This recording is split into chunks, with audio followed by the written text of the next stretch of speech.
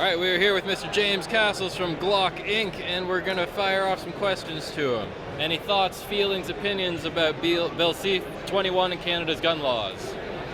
Well, it is coming, it appears. The recent changes where they restricted importation, was kind of quick and sudden and didn't involve a lot of input from the legislature, that's for sure. I guess the big question that came to my mind when I heard that they were just going to stop importation was, well, if it was that simple to do it, why all of a sudden are we doing it now? Mm-hmm. I mean, if there's this huge gun problem in Canada, why did they wait 6 years to just cut off the importation? Which leads right into the next question. How does Canadian gun culture differ from American gun culture, and what would you like to see changed? That's an excellent question, because I work for an American company. Glock's an international company. I'm the only Canadian employee, so I interact with our American counterparts, and it is a different culture. There's no doubt about it. Here in Canada, this is a sport. We don't have gun rights in Canada. We have a privilege. People are entitled to it. They go through a lot of steps in order to get that privilege, and they guard it very carefully. I talk to a lot of people here that they're, just look around and you'll see the complexion of the industry. It's very diverse, so people protect that privilege, and that's the biggest difference. Is here it's a privilege and people protect it. Down there, it's a different situation. They have rights. Those rights are limited by states and cities and things like that.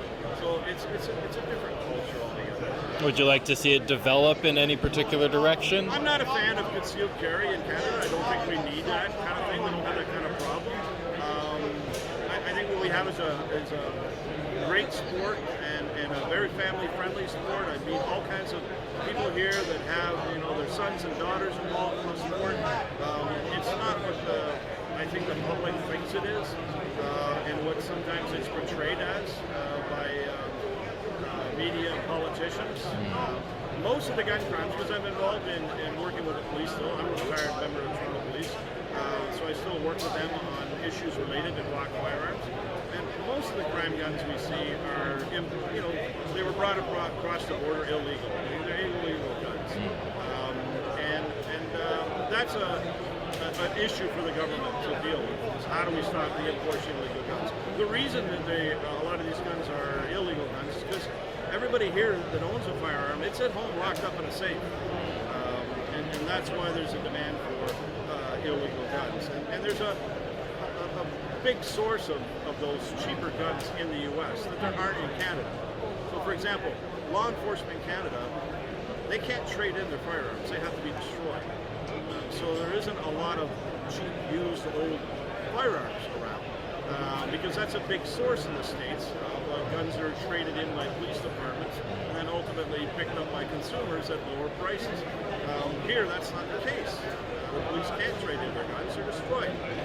I'm okay with that idea.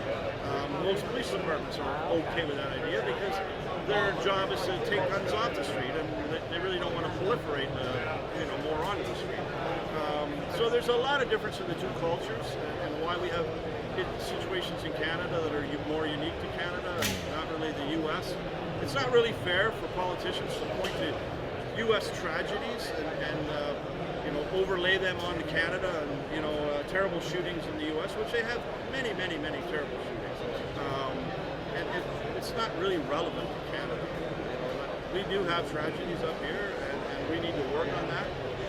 But most of those tragedies involve illegal firearms. And they're not, related to people that are here at this show. No. That are gun owners. The culture's radically different. Well, thank you, Mr. Cassells. Appreciate your time, and No. you got it.